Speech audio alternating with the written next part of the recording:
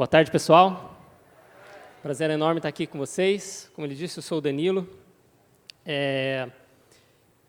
Todo mundo, quando é criança, tem aquela fase do dinossauro, né? Gosta de dinossauro, tudo mais, né? Ou tá na infância, adolescência. Eu acho que eu continuo nessa fase. Não cresci ainda, né? Não muito em estatura, mas também ainda gosto de dinossauro. Então, ainda continuo nessa fase. Então, é um prazer muito grande. Agradeço toda a organização, todo mundo pelo convite. E agradeço a todos aqui por prestigiarem a palestra. Então, né, já fui apresentado brevemente, mas sou de Maringá. Estou aqui com minha linda esposa, né, recentemente casados, e sempre gostei muito dessa temática de ciência, de fé, né, de dinossauros. Meus pais, eles são missionários, eu cresci nesse contexto missionário, sempre tive interesse na ciência, e meus pais, graças a Deus, investiram isso na minha vida, né, me levando a museus, comprando materiais, às vezes um livro sobre dinossauros, sobre ciência, investindo nesse sentido, e então continuei, desde então, nesse caminho de entender um pouco mais da paleontologia, né?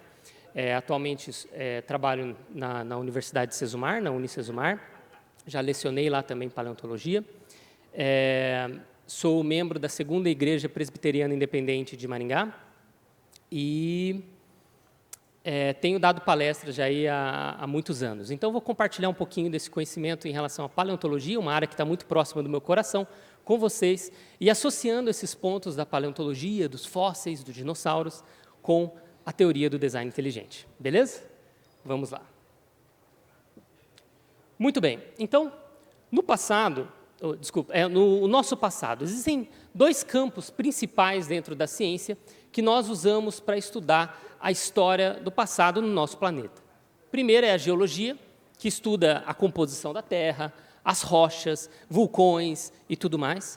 Temos a paleontologia, que foca na questão da vida, os fósseis, né, os dinossauros, como falam, tantos outros fósseis, a história da vida no nosso planeta. Mas gostaria de fazer um adendo, que é a própria arqueologia, né, nós tivemos um arqueólogo agora há pouco falando conosco, né, o Rodrigo Silva. A arqueologia ela não está estudando a história do planeta como um todo, certo? Mas estudando a história da humanidade, porque fazendo essa distinção, porque às vezes confundem, né? A paleontologia ela estuda restos de criaturas, restos de animais, né, que se tornaram fósseis, foram preservados, plantas, o que for.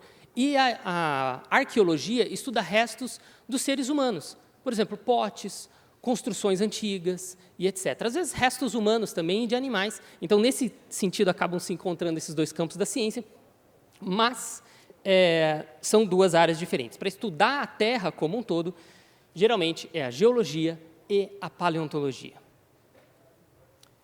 Primeiro, o que são fósseis?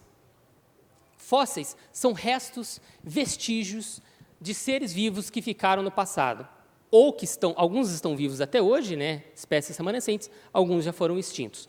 Por exemplo, temos aqui um dinossauro, ele bonitinho aqui, e aqui o fóssil dele. Não encontramos só fósseis de dinossauros. Por que eu estou mostrando o dinossauro aqui? Porque são os mais legais, né? No fim das contas, ninguém vai para o museu para ver um fóssil de um peixinho desse tamanho, né? Não tem muita graça. A gente quer ver o T-Rex enorme, quer ver, né? Esse que é o interessante quando a gente vai no museu. Eu entendo vocês, porque essa é a minha sensação também. Mas não são encontrados só fósseis de dinossauros. Nós temos fóssil de absolutamente tudo. Fóssil de flor, fóssil de tartaruga, fóssil de, sei lá, abelha, entendeu? Fóssil de tudo. Tudo que vocês podem imaginar, tem. E a gente vai até mostrar alguns daqui a pouco. Sejam de criaturas, como eu falei, que existem até hoje, ou algumas que já foram extintas. Muito bem.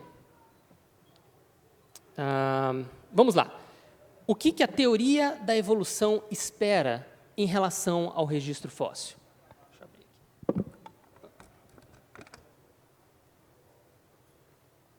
O que ela espera em relação ao registro fóssil? Primeiro, ela espera encontrar restos de transições lentas e graduais. Então, uma conexão gradativa entre os diferentes grupos de criaturas, certo? Porque evolução é gradativa. A teoria da evolução interpreta isso. Então, nós deveríamos encontrar restos gradativos, passo a passo, desta evolução. Próximo ponto. Diversidade surgindo com o passar do tempo. Ou seja, a evolução diz que de uma criatura unicelular, foi evoluindo gradativamente e com o tempo, né, foram mudando, viraram 2 tipos de criaturas diferentes, depois 4, depois 8, sabe? Vai multiplicando com o passar do tempo. Entende o que eu quero dizer? Uma árvore evolutiva mais ou menos assim. Começa com poucos animais simples, vão evoluindo e com o passar do tempo vai criando mais diversidade, certo? A evolução espera isso. Também, grande diferença morfológica são observadas após muito tempo, ou seja, que lá antigamente as criaturas deviam ser semelhantes e as diferenças vão aparecendo com o passar do tempo. Passa mais tempo, mais diferença, até chegar hoje, temos uma grande diversidade, certo? Isso é o que é esperado. Mas vamos falar o que nós temos no registro fóssil, o que nós vemos através dos fósseis. Sim, nós vemos grande diversidade. Quando nós escavamos, como eu falei, nós não encontramos só dinossauros, encontramos absolutamente tudo, uma grande diversidade de mamíferos, de répteis, de peixes, de plantas, de tudo. Então existe grande diversidade. Mas a gente não encontra uma conexão clara entre os grupos, entre os táxons, certo? Já viram aquelas imagens bonitinhas que colocam assim de um animal evoluindo? Está de um jeito, daí vai evoluindo para outro, sabe? Várias imagenzinhas. Isso a gente não encontra. Mas você fala, mas Danilo, tem um exemplo. Calma lá, a gente já vai chegar lá. Mas a gente não encontra bonitinho desse jeito. Opa. E já a gente fala os motivos e a gente analisa. Então, a diversificação, nós vemos muita diversidade dentro do mesmo grupo de animal. Então, por exemplo, como eu falei, temos muitos tipos de aves e tal, um tipo de ave específica. Nossa, quanta diversidade! Mas a gente não tem a transição de um réptil para uma ave. Entende o que eu quero dizer? Muita diversidade local. Deixa eu até voltar aqui. Nós vemos muita diversidade aqui, nesses grupos, né? Muitos canídeos, né? Macacos, aves, não sei o quê, grupos diferentes, mas não as conexões entre eles. Vamos lá. Esta aqui é a imagem da coluna geológica, mostrando os períodos geológicos. Eu tinha até um desenho anterior ali, que eu mostrei com alguns fósseis, vocês viram umas camadinhas assim no slide anterior. Essa aqui é uma representação um pouquinho mais simplificada, né? O que isso representa dentro da perspectiva evolutiva?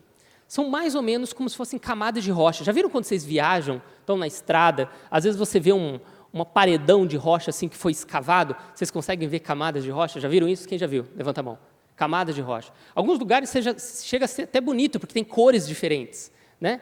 Então, é bem legal. É mais ou menos isso. Dependendo do tipo de camada, nós estamos falando de, vou colocar entre aspas aqui, eras diferentes, eras geológicas diferentes.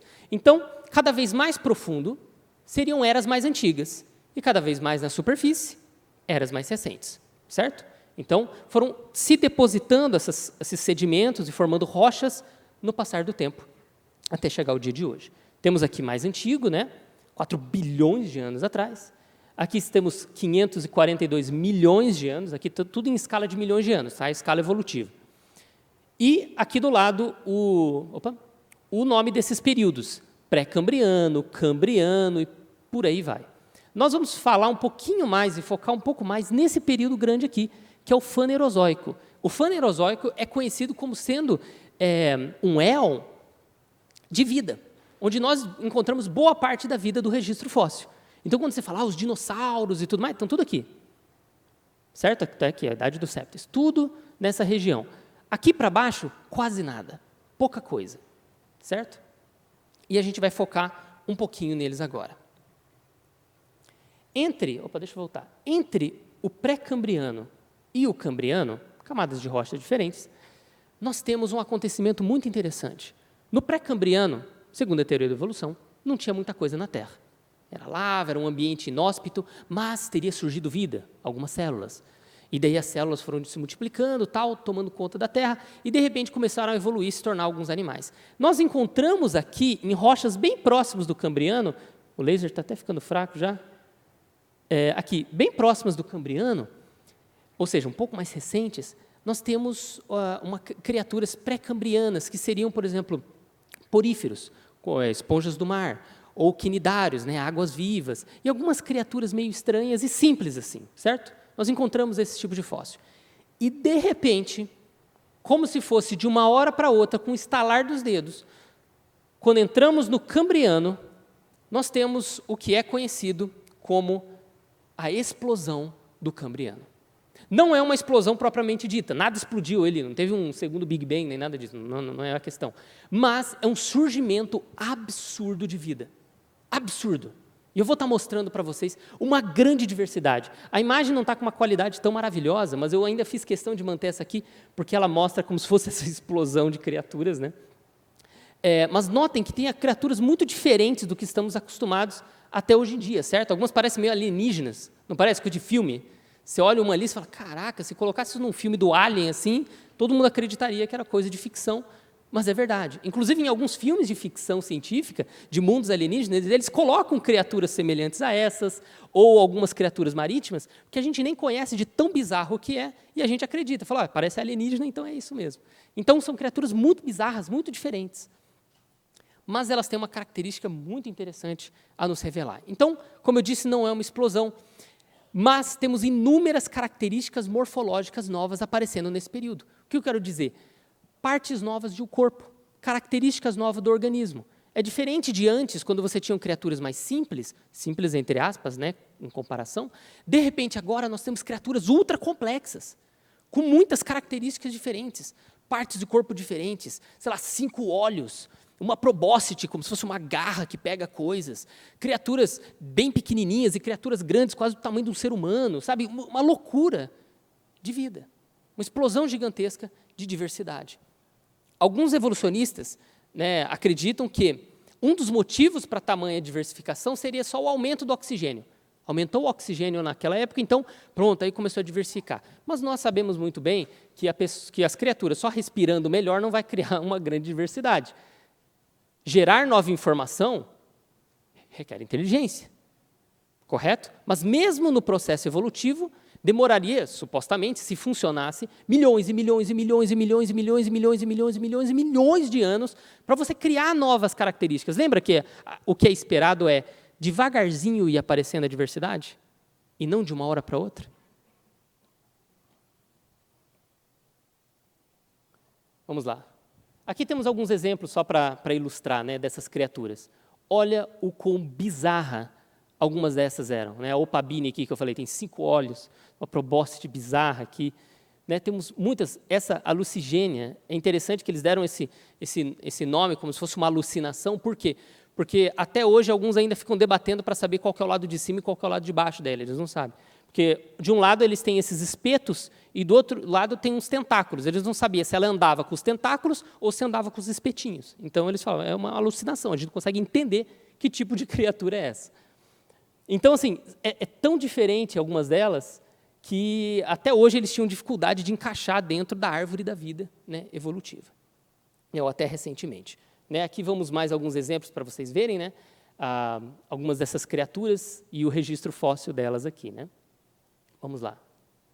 É interessante que as que eu estou mostrando aqui especificamente, essas aqui são do Canadá e essas foram encontradas na China. A beleza dessas imagens é a preservação que eles tiveram. Essas criaturas, boa parte delas, tem corpo mole. Corpo mole é fácil de preservar? Carne, sangue, músculos, intestino, é fácil? Sim ou não? Não. A gente mal consegue conservar carne moída na geladeira. Né? Concorda comigo?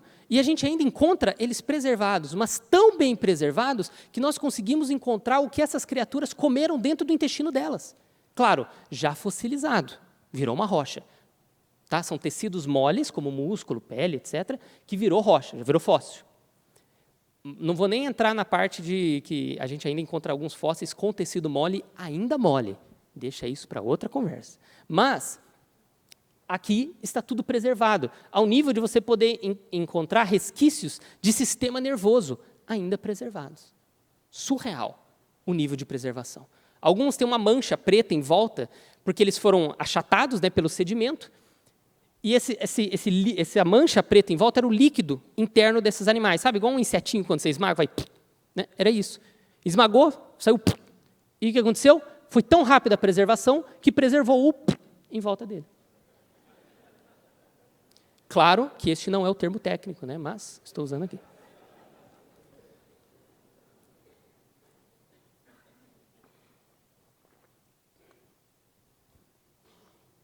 Como eu falei, alguns foram preservados, né, porque foram soterrados, né, talvez teve um deslizamento de sedimento, né, abrupto, então um soterramento rápido ajuda a preservar esses tipos, ter esses tipos de preservação. Né? Vamos lá.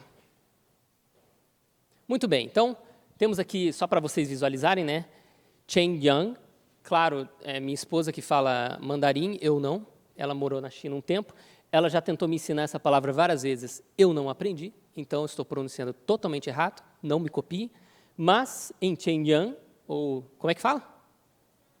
Daquele jeito ali, foi encontrado esses fósseis do período cambriano. E também lá no Canadá, em montanhas do Canadá, foram encontradas aqui, várias placas, onde nós encontramos então os fósseis extremamente bem preservados. Muito bem, então a maioria dos fósseis que nós encontramos, no geral, no registro fóssil, são de partes duras, certo? É mais fácil de preservar, concorda comigo? Ossos, conchas, né? Preserva mais fácil. Mas lá nós encontramos muitas e muitas e muitas com tecidos moles que foram preservados e mineralizados e, consequentemente, fossilizados, certo? Eu mencionei alguns desses pontos agora há pouco. Então, o fato dessas criaturas terem suas partes moles preservadas por mineralização nos dá uma foto linda e maravilhosa de como era o ambiente naquele período. Esta imagem aqui embaixo representa como seria que a gente ia visualizar o ecossistema ali daquele período cambriano se nós só encontrássemos fósseis com partes duras, certo? Por exemplo, conchas, né, aqui, ó, algumas conchinhas, algumas coisas, uma trilobita aqui, outra conchinha para cá, partes duras. Por exemplo, a trilobita, né, tem exoesqueleto, então, né, fica durinho, mais fácil de preservar. Então, seria um cenário assim meio pobre, né? Não parece que é meio vazio, meio inóspito? Mas por a gente preservar tecido mole, olha a diversidade que a gente tem nesse ambiente. Muito rico. Não parece, claro que aqui está todo idealizado, todas as criaturas nadando uma do lado da outra, né? Tudo bonitinho, né?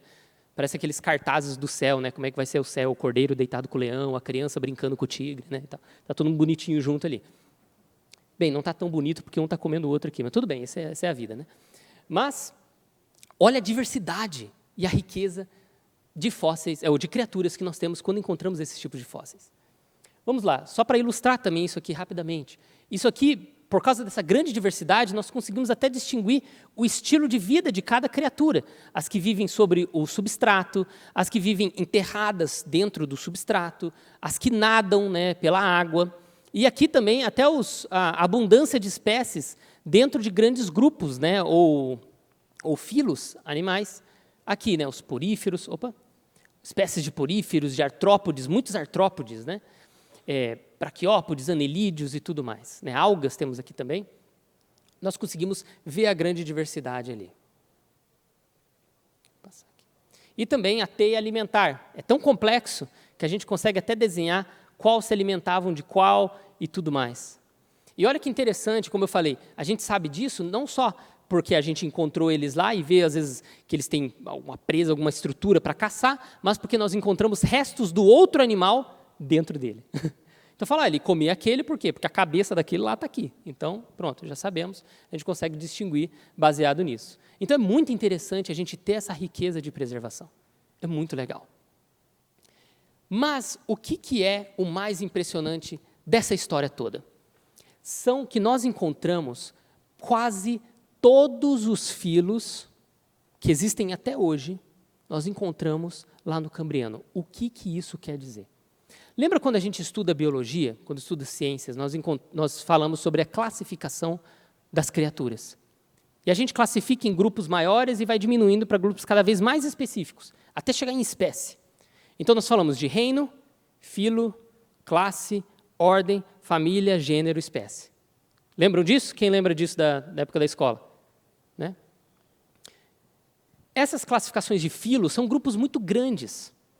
Então, quando eu falo de filo, eu estou falando, por exemplo, artrópode. Artrópode, tem muitos.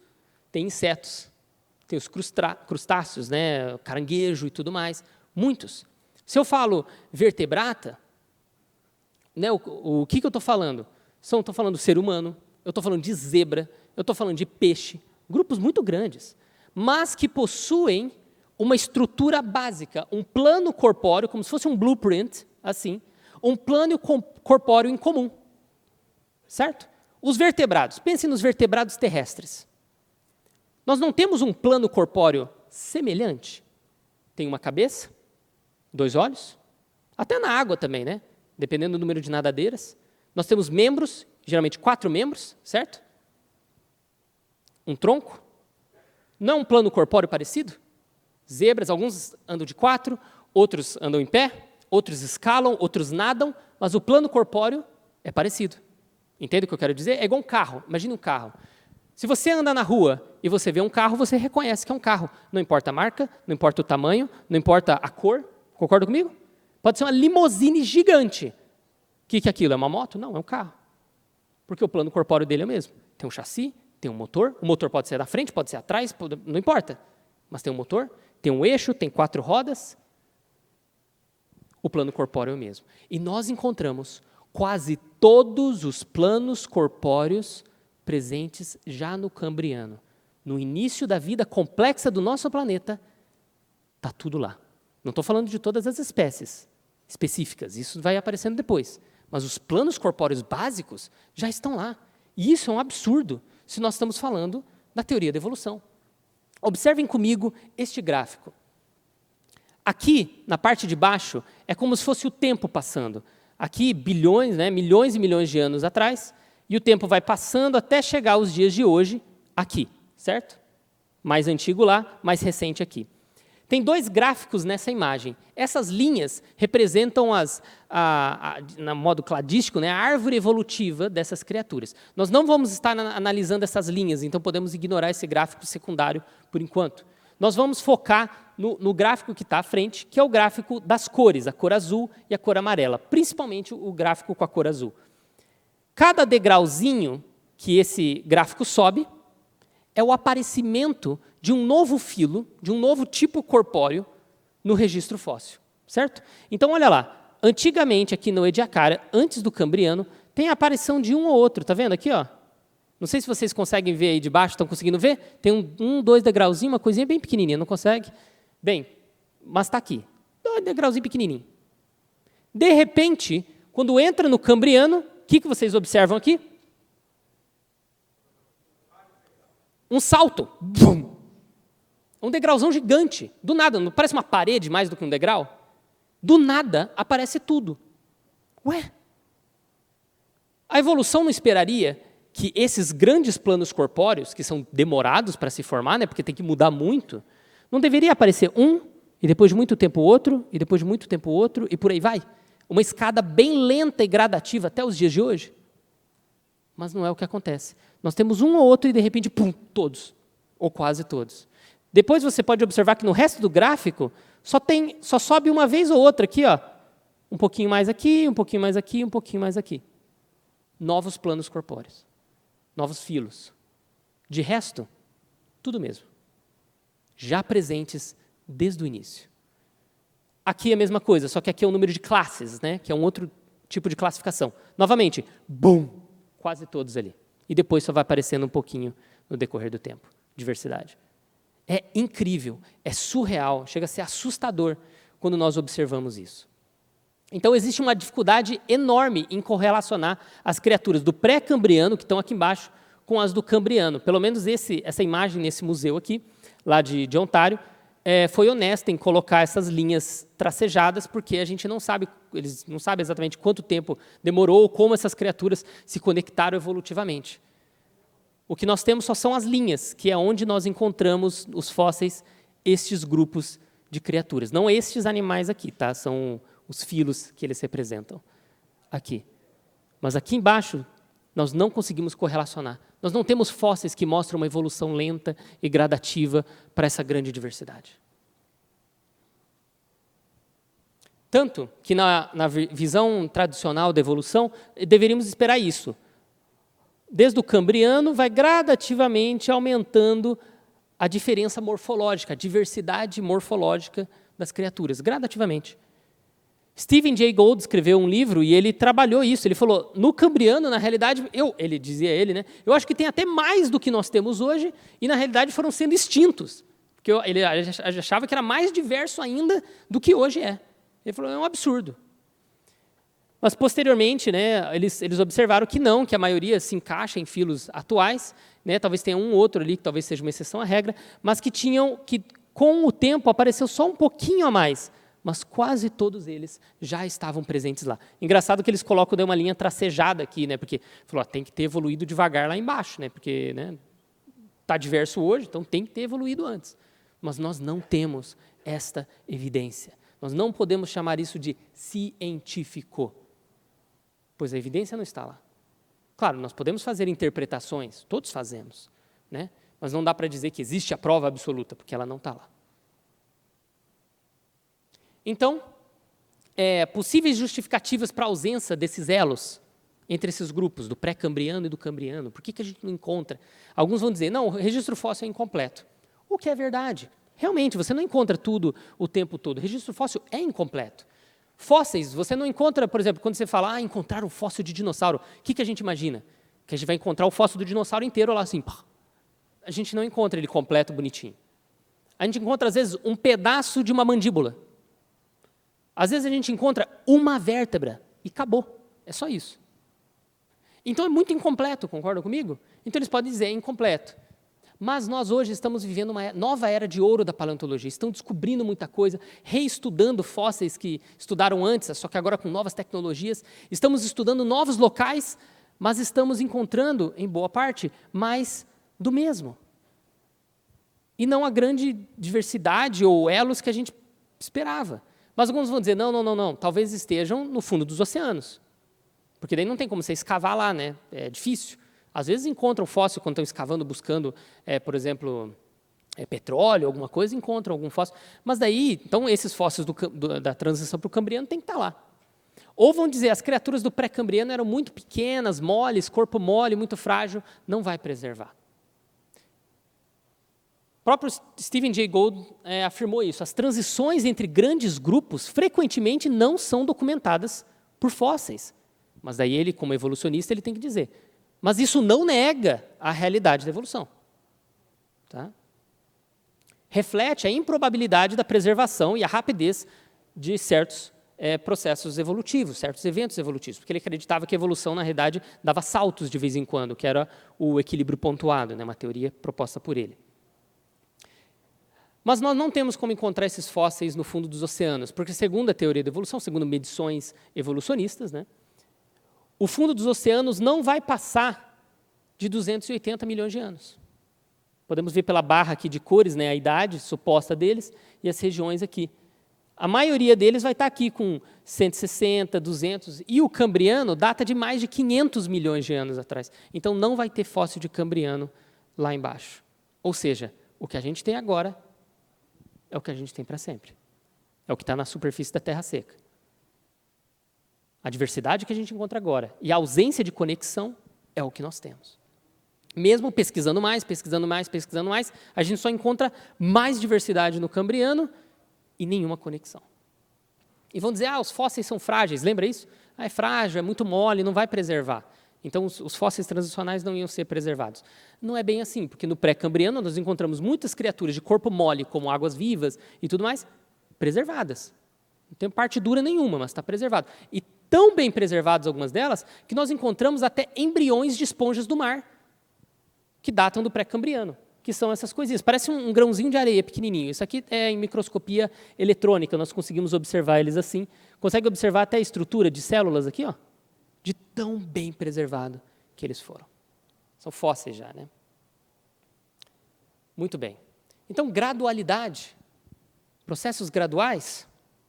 A teoria da evolução espera mudanças graduais entre grupos de seres vivos. E, de certa maneira, é uma diferenciação clara entre períodos. Em um dado período, nós deveríamos encontrar tais tipos de criatura. Depois, esses, só aqui, porque eles só evoluíram aqui.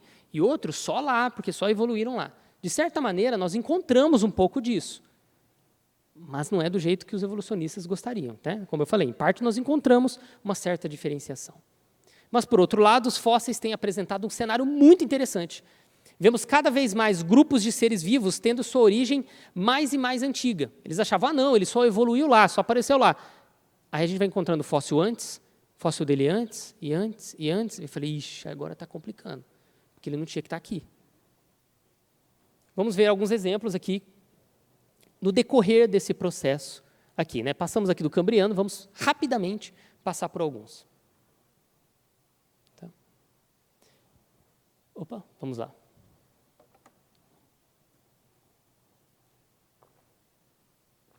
Primeiro, acreditava que a vida na terra seca... Faltam 10 minutos e eu tenho mais meia hora de fala, tá, gente? Então, vamos lá. Estou brincando, vou acelerar aqui, gente. Acreditava-se que a vida na terra seca teria aparecido aqui, por volta do Siluriano, teria se tornado mais abundante. Mas o engraçado é que nós já encontramos, desde o pré-cambriano, nós encontramos fósseis de fungos terrestres. Ou seja, a Terra já tinha gente lá, quando a vida estava começando ali nos oceanos, né, se diversificando supostamente, né, evolutivamente falando, se diversificando nos oceanos, nem sonhava na terra seca ainda. Quem diria, já tem fósseis em terra seca. Então já puxou para baixo. As angiospermas, né, são plantas, né, ali tem xilema, floema, dão flores, frutos, né, esse tipo de planta. Eles acreditavam que elas teriam surgido ali por volta do Cretáceo, né, que seria mais ou menos aqui, por volta do final da era dos dinossauros. Mais ou menos por aqui, né, segundo a teoria da evolução. Mas é claro que os fósseis começam a mudar o cenário para a gente. Encontraram, posteriormente, flores no Jurássico, uma era para baixo. Vários milhões de anos antes, já encontraram uma flor. Ixi, agora atrasou um pouco mais o nosso processo aí. Mas tudo bem, só foi um pouquinho, a gente consegue lidar. Mas depois encontraram pólen dessas plantas, mais uma era para baixo, no Triássico, no início da era dos dinossauros. Eu falei, ixi, agora complicou mais ainda, porque não tinha que ter nada disso aí, não. Entende o que eu quero dizer? Cada vez mais a gente pesquisa, mais a gente vai unindo esses grupos que estavam teoricamente separados. Ah, não, só existia outros grupos de plantas, né? Angiospermas era só depois. Negativo. Estão se juntando. Fósseis transicionais. Alguns são comumente conhecidos como elos perdidos. Né? Já ouviram esse termo? Não é o termo técnico, mas se eu usar aqui é simplesmente para representar. Seriam fósseis transicionais ou espécies transicionais. Né? Eles são popularmente conhecidos aí como os elos perdidos. E supostamente apresentam essa conexão evolutiva entre grupos diferentes. Vamos rapidamente. Aqui é um exemplo clássico da evolução entre os peixes até os animais terrestres, né, os anfíbios. E a gente olha, nossa, que bonitinho a evolução deles, olha só, gradativamente evoluindo e se tornando aqui um animal terrestre. Né? Parece bonito, a gente olha a imagem assim, parece tão completo. Né? Mas eu vou num dos principais carinhas aqui, que é o Tiktaalik. Esse aqui, talvez vocês já viram imagens deles. Ele podia chegar até 3 metros, um peixe, né, relativamente grande, e que provavelmente vivia em áreas rasas. Por quê? Ele tinha uma característica muito interessante, que eles diziam que ele estava evoluindo por causa disso, que ele não tinha a cabeça presa ao resto do corpo, como normalmente os peixes têm. Já viu o peixe nadando? Ele nada, a cabeça nada junto com o corpo. Ele não dá aquela parada e tipo, vou continuar. Não, ele não tem essa flexibilidade com o pescoço. Esse aqui já tinha, ele conseguia levantar um pouco a cabeça. Então, ele era um peixe pulmonado, ou seja, ele respira fora d'água. Existem peixes assim até hoje, né? É normal, é um grupo de peixes. E ele provavelmente usava as grandes nadadeiras da frente dele para se apoiar no fundo ali do rio ou do lago e levantar a cabeça e respirar na superfície. Semelhante a como se fosse um jacaré hoje, certo? Fazer assim, olha lá, está evoluindo e tal. Só que, se você for estudar as características dele, ele é simplesmente um peixe mesmo. Um peixe muito legal, mas é um peixe. Tem nadadeiras, as nadadeiras da frente são mais fortes do que as traseiras, ou seja, se fosse um animal terrestre, seriam as patas traseiras que são mais fortes do que as dianteiras, né? E ele não conseguiria andar na terra. Alguns dizem, não, talvez ele tentava, olha só que bonitinho, está saindo da terra. Negativo. Se ele saísse, ele seria igual um golfinho fora d'água. Golfinho respira o ar, não respira? Então por que ele morre quando ele fica encalhado? Baleias também, não concorda comigo? Ela morre afogada, está sem ar? Não, ela respirar. O que acontece? O peso dessas criaturas esmaga o próprio pulmão. Elas estão acostumadas a viver embaixo d'água. onde elas sentem menos o peso, né, a massa delas ali. Ou seja, respiram melhor. Fora da água, na terra, o próprio peso esmaga ela. Seria a mesma coisa com o Tiktaalik. Então, não, ele é um peixe. E olha só que interessante, eles acham tão bonitinho essa imagem evolutiva aqui, só que os fósseis, né, que são maravilhosos, nos mostraram um cenário diferente. Olha isso aqui. São pegadas que foram encontradas na Polônia de animais terrestres. Estão vendo os 5 dedinhos aqui? Ó, vocês conseguem ver os dedinhos aqui, ó, bonitinhos.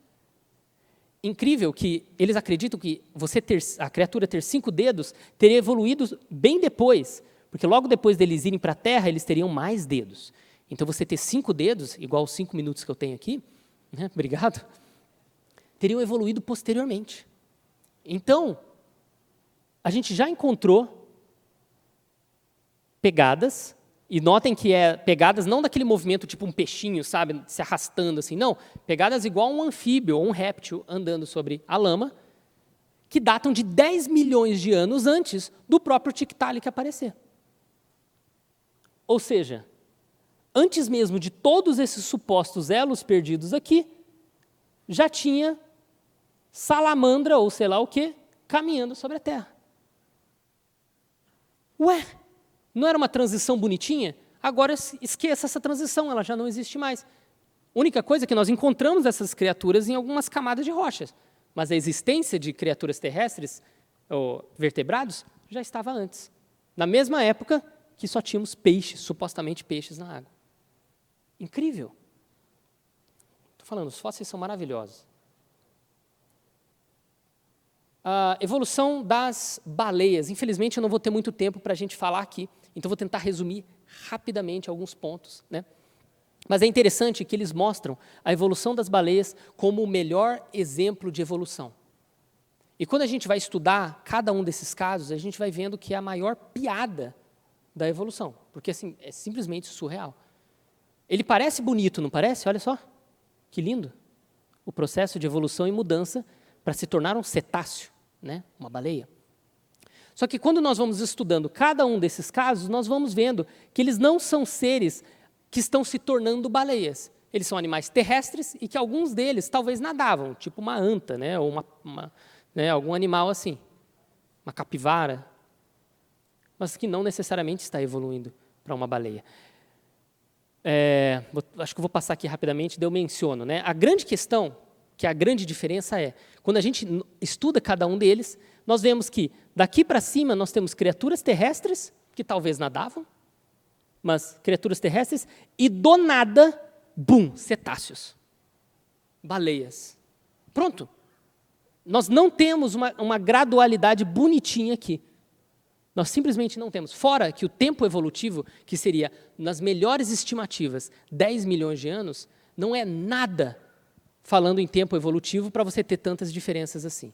E ainda diferenças extremamente funcionais. Falando em funcionalidade, você precisa de muitas adaptações. Por exemplo, o sistema respiratório de uma criatura terrestre para uma criatura marinha, um mamífero marinho, é muito diferente. Ela precisa crescer os pulmões e mudar toda a musculatura dela para aguentar muita pressão quando ela mergulha em regiões mais profundas. Ela precisa mudar as estruturas locomotoras. Né? As pernas de trás eram mais fortes do que as dianteiras. Agora ela tem que basicamente perder as pernas de trás e ter nadadeiras, né, frontais ali muito mais fortes, né, dianteiras. Sistema músculo-esquelético, toda a estrutura corporal dela, de musculatura para se sustentar, vai mudar porque ela está ficando dentro da água. A dentição de alguns dentes que os mamíferos terrestres têm, ia ter que perder tudo aquilo e, de repente, evoluir uma nova estrutura, né, que são chamadas ali de barbatanas, que são ali, cadê? Vou te mostrar, as barbatanas, que parecem fibras. Já viram baleia? Que parece que tem umas escovas, assim, parece sei lá, uma vassoura. Aqueles dentes. É aquilo, tem centenas daqueles. Já muda completamente, até o modo de alimentação. Sistema urinário também tem que mudar, por causa que tem muito mais sal sendo consumido pela baleia, né, pelo cetáceo, porque ela está embaixo d'água, está em água salgada, do que uma criatura terrestre. Tem que mudar totalmente, senão ela vai viver com pedra no rim. Sistema cardiorrespiratório, mesma coisa, como eu falei, os pulmões ampliados. Uma coisa que eu não mencionei lá de cima, né, a narina tinha que sair da frente e ir para cima do crânio. Toda uma mudança do crânio daquela criatura, porque aquele espiráculo lá em cima é por onde ela respira. Ter essa mudança, termorregulação, também mudar toda a questão de gordura corporal para ela poder manter o calor dentro do corpo, e também os órgãos sensoriais, porque agora ela tem que enxergar e ouvir embaixo d'água, e também o sistema reprodutor, que eu acho bem legal, só vou tomar um minutinho aqui para comentar ele, que eu acho muito interessante, que o órgão reprodutor, por exemplo, do ser humano, do homem, né, ou dos mamíferos em geral terrestres, aonde que os órgãos reprodutores masculinos ficam? Para fora. Né? Estão lá. É meio arriscado? Sim, mas aparentemente funciona. Estão se reproduzindo, está dando certo. Por que eles ficam para fora? Para regular a temperatura. Por exemplo, o ser humano tem por volta ali dos 37 graus, né, a temperatura corporal. Já dos testículos, é por volta de uns 34. Se ela ficasse dentro do corpo, ia esquentar demais, e o ser humano ia se tornar estéril. O homem, no caso. Não ia poder se reproduzir. Mas e as baleias? Os testículos das baleias ficam para fora? Não.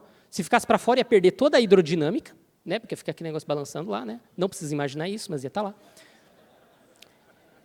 E... Imaginário, né? Mas se tivesse para dentro do corpo da baleia, ia esquentar demais, concorda comigo? Porque a baleia tem toda uma gordura para revestir o corpo dela, para manter o calor lá dentro, ia esquentar demais, e ela se tornar estéril, não ia se reproduzir e nem passar as características evolutivas para a próxima geração. O que aconteceu? Os testículos, né, das baleias são internos, mas ela tem um sistema de resfriamento sensacional. Parece tipo um radiador bem diferente. Os vasos sanguíneos que saem das nadadeiras, da cauda, de pontas que têm menos gordura e são mais frias, chegam até ali, perto das vasos sanguíneos que estão indo para as gônadas, né, para os testículos, e é um sangue quente. Se chegasse nos testículos, ia fritar os testículos, não ia funcionar mais. Ou seja, esses vasos, eles se encostam junto com aqueles que estão trazendo sangue frio das pontas do corpo da baleia. Aí é uma troca de temperatura. Igual quando a gente está com frio agora e quer esquentar a nossa mão, o que a gente faz? Põe embaixo do braço, né? Troca de temperatura com o corpo, ou senta em cima da mão. Talvez alguns de vocês estejam assim agora. Então, troca de calor. Ela faz essa troca de calor, aí o sangue que está indo para as gônadas ficam mais frios e não deixam a baleia estéril. Essa estrutura tinha que vir pronta, senão essa baleia nunca poderia se reproduzir. Vamos lá, eu não vou ter tempo para mencionar cada um desses aqui, mas vou passar rapidamente para cada um de vocês verem depois na transmissão online. Vocês podem ler. É só um resumo rapidinho de alguns daqueles exemplos. E alguns dizem, mas baleias têm órgãos vestigiais. Negativo. Hoje nós sabemos que esses órgãos, supostamente órgãos vestigiais, seriam restos das pernas das baleias, na realidade servem para os órgãos reprodutores ali para sustentar todas essas estruturas. Não vou ter tempo também para falar sobre os dinossauros, infelizmente, penas em dinossauros. Poxa, uma das partes mais legais. A questão é, vou resumir rapidamente, tá? Pessoal que me perdoe, posso ficar mais um minutinho? Um pouquinho? Nossa, o pessoal está desanimado mesmo. Pode um outro lá. Fala aí do dinossauro, pô, caramba. Tá, vamos lá. Eu gosto muito de dinossauro, então eu quero falar deles. Muitas vezes o pessoal fala, não, porque muitos grupos de dinossauros tinham penas. Por quê? Porque a partir deles evoluíram posteriormente as aves. Né? Esse é um outro grande exemplo. O pessoal dizia, primeiro vieram os répteis, depois evoluíram e vieram as aves, certo? Depois os dinossauros. Hoje nós sabemos que o Tiranossauro Rex vivia junto com pássaros, porque encontramos fósseis de pássaros vivendo na mesma época com dinossauros. Normal. Então isso é muito legal. Mas daí eles diziam, não, a questão é, os dinossauros continuam tendo penas. Por quê? Porque eles evoluíram dos mesmos ancestrais e esses ancestrais tinham essas características e daí os dinossauros mantiveram essas características de penas aqui e as aves para lá. Beleza. Se dinossauro tiver pena, tanto faz, ok. Eu não acharia muito legal, porque assistir um Jurassic Park cheio de galinha lá não ia ser muito legal. Mas, ok. Mas realmente tiveram? Como é que eles fizeram essa característica? Nós temos as evidências mesmo? A questão é, nós não temos fósseis de dinossauros com penas. Por que hoje eles falam que dinossauro tem pena? O termo hoje, dinossauro tem pena. Por quê? Passar rapidamente. Mudaram o significado de dinossauro e de terópode. Terópode é o grupo dos Velociraptors, Tiranossauro Rex, Alossauro, aqueles que andavam assim. Né? Primeiro, eles encontraram o Archaeopteryx, que é uma ave. Eles achavam que era um elo perdido entre répteis e aves, mas não é. É uma ave com dentes e garras. Hoje, aves não têm dentes, algumas têm garras, mas não têm dentes. E daí depois eles classificaram como uma ave, como eu falei. Depois descobriram o Deinonychus, né, que é um dinossauro, e eles disseram, não, ele tem características de aves e répteis, então está evoluindo. Depois o Baker, né, que era aluno do Ostrom, aqui em cima, ele falou, não, as aves que têm sacos dentro dos ossos, têm buraquinhos para deixar ela mais leve e tudo mais, os dinossauros, alguns têm furinhos, então tem isso também. Então, eles são aves, né, estão evoluindo. Então, era isso que eles estavam fazendo, essa associação. E depois, Gautier e de Queiroz mudaram a definição de terópode, que antes só queria dizer dinossauro, para agora incluir pássaros. Ou seja, um papagaio é um terópode. Um papagaio é um dinossauro. Então, você pode chegar hoje, passear num parque ali, voltar para casa e falar, hoje vi muitos dinossauros. Por quê? Porque você deu pão para alguns patos. É isso. Hoje, um pato tem a classificação de dinossauro. Por isso, eles podem dizer, dinossauros têm penas. Por quê? Porque papagaio tem pena, flamingo tem pena e qualquer pássaro tem pena. Isso não é ciência, isso é malandragem. Mas tudo bem, vamos continuar, que o problema continua. Eles falam, não, mas pena, a gente sabe o que é uma pena. Quando a gente olha uma pena, a gente consegue diferenciar. Mas eles começaram a incluir que qualquer filamento, que podia ser um fio qualquer, encontrado em um fóssil de dinossauro, agora é uma pena também, é uma protopena. Uma protopena, está evoluindo ainda, não evoluiu ainda, mas é uma protopena, está lá. Eles nem sabem o que era aquilo, para que era, mas está evoluindo. Então tem uma espécie outra que você vê alguns filamentos neles, mas não é pena, é um filamento. Nós temos que descobrir o que ele é. Mas eles agora disseram que qualquer filamento que encontra é pena também. E também, vamos continuar porque a gente tem pouco tempo aqui. Então, um filamento pode ser até um fio de cabelo, né, mas eu não acho que T-Rex tinha suas madeixas, né, mas qualquer filamento eles consideram como pena. Por isso, agora eles colocam isso aí. Mudaram a definição de pena. E é interessante que eles tentam forçar ao máximo. Por exemplo, esses 2 fósseis aqui foram encontrados em Mianmar. Esse foi comprado em Mianmar, né, mas foi escavado lá, e esse foi escavado também lá. Este aqui mostra uma pequena ave, pequenininha, desse tamanho, preso dentro de âmbar. Já viram? No Jurassic Park aparece, né, o âmbar, que é resina de planta fossilizada. E aqui nós temos também um outro fóssil pequenininho, desse tamanho aqui. E eles dizem que é uma cauda de um dinossauro com penas. Mas por que não seria de uma ave? Se, inclusive, esses 2 têm a mesma idade, que seria supostamente 99 milhões de anos. Nas mesmas condições. Archaeopteryx, que é uma ave, ele tem uma cauda longa, diferente de aves modernas que não têm. E tem penas bem bonitinhas. Eles dizem, não, mas são penas simples. Penas simples nada, normal.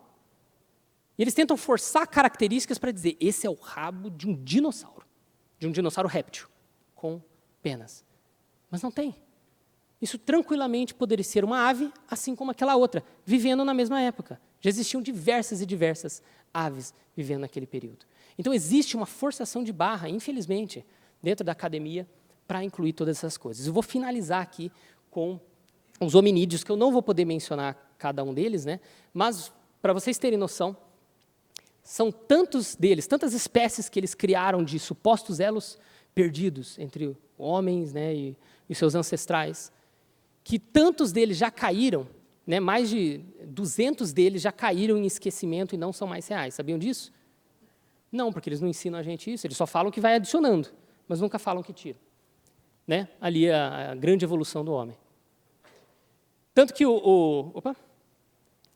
Carl Werner, ele chegou a resumir, para sintetizar, são tantas espécies sendo derrubadas como falsas, que ele teve que resumir elas em grupos específicos. Por exemplo, o primeiro grupo, muitos desses nomes de espécies de elos foram criados com seres humanos vivos. O que eu quero dizer? Logo depois de Darwin, muitos cientistas olhavam para pessoas ao redor do mundo, por exemplo, da África, da Ásia, indígenas e tudo mais, e acreditavam que eles eram menos evoluídos. E criaram nomes científicos para eles, que não eram Homo sapiens.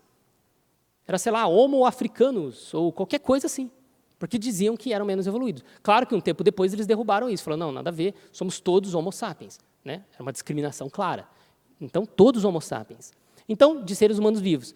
Também, muitos deles foram de seres humanos recentemente soterrados, ou de poucos anos, ou de poucos séculos. Encontravam, e nossa, elo perdido e tal, depois descobriu. Não é bem assim, ele morreu há alguns séculos atrás, deixa quieto e morre, esquece essa nova espécie. Outros foram de alguns que morreram há mais de 2.000 anos, alguns bem antigos, mas ainda eram seres humanos também. Alguns foram criados com ossos de macacos. Eles encontravam, falavam, uma nova espécie, descrevi e tal, e depois tinha que ir lá pedir desculpa. Não, desculpa, era só um babuíno e tal, né? Depois a gente estudou melhor, e não é bem isso, não é mais um elo perdido. Outros foram algumas farsas mesmo, ossos que foram alterados, né, modificados e tudo mais. Né? Alguns são raros os casos, mas alguns tiveram. A própria Lucy, Australopithecus afarensis, que é um dos mais famosos e ainda utilizado como exemplo de evolução, ele foi alterado. Mas você fala, como assim? Ele está tão bonitinho lá. Não, é que eles criaram uma réplica para não ter que quebrar o original, né? E eles estavam achando que a bacia dela estava muito parecido com um macaco para ser um elo perdido. Então, o que eles disseram? Não, é que no processo de preservação deve ter esmagado essa bacia. Então, vamos serrar aqui e puxar um pouquinho mais para cá. E puxaram, olha lá, parece humano agora. Ué, aí é fácil. Alguns fósseis, eles pegam, tá o crânio assim, eles montam pedaços do crânio e falam, está muito pequeno para ser um elo evolutivo. O crânio tem que ser um pouquinho maior.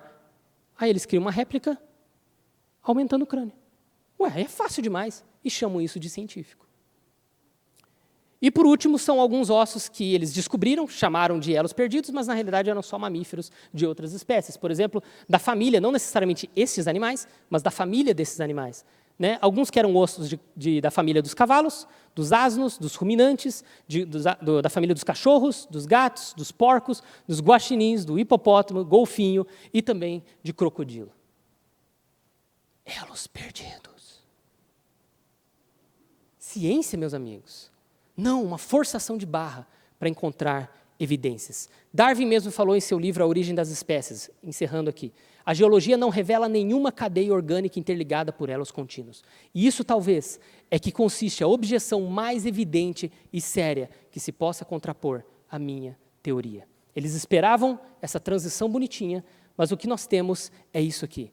São grupos que existe diversificação, mas dentro dos mesmos grupos, não ligando eles todos a um só. Stephen Jay Gould, né, o grande paleontólogo que eu mencionei, muito famoso e evolucionista, ele disse, o registro fóssil, com as suas transições abruptas e ausência de formas intermediárias, em muitos casos, não suporta o modelo gradualista, que muitos evolucionistas imaginavam. Ele faleceu, né, já há alguns anos.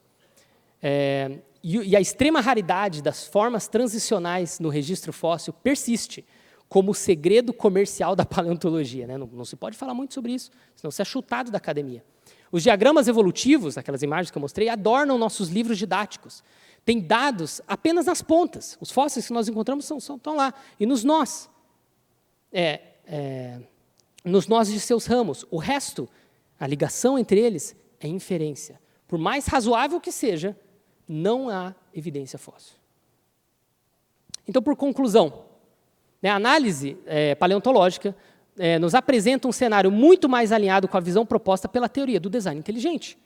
Nós encontramos alta complexidade, desde o início, em todos os organismos, rica diversidade de espécies desde o aparecimento, quando começa a aparecer a vida diversa, já é uma grande explosão, ausência de claras conexões evolutivas entre grupos grandes. Dentro de pequenos grupos, sim, nós temos conexões de diversidade. Mas entre os grandes grupos, negativo. E organismos bem estabelecidos e adaptados já aos seus ambientes. Nós encontramos eles perfeitos e prontos exatamente para o estilo de vida que eles teriam que ter. Sem uma conexão gradativa, sem nada disso. E isso nós só encontramos dentro da proposta da TDI. Eles vão dizer, não, a evolução também, né, diz que eles teriam que estar se adaptados e tal, senão seriam extintos, mas nós não encontramos conexão alguma. Então, realmente, a TDI é a que tem a melhor proposta. Né? Eu, como cristão, tenho uma visão pessoal de quem é esse grande designer. Né? Cada um aqui tem a sua própria visão. Eu acho que em Jó 12, apresentando essa visão, coloca muito bem. Jó 12 está falando sobre a autoridade de Deus sobre absolutamente tudo, sobre todas as pessoas, sobre a natureza. Né? E diz, mas pergunta agora aos animais, e cada um deles te ensinará. Então, observe os animais, analise eles, estude os animais. As aves dos céus, pergunte a elas também, e elas te farão saber. Ou fala com a terra, pesquise as rochas, pesquise os fósseis. Eles te instruirão, e até os peixes do mar te contarão. Qual entre todos estes não sabe que a mão do Senhor fez isso? Muito obrigado.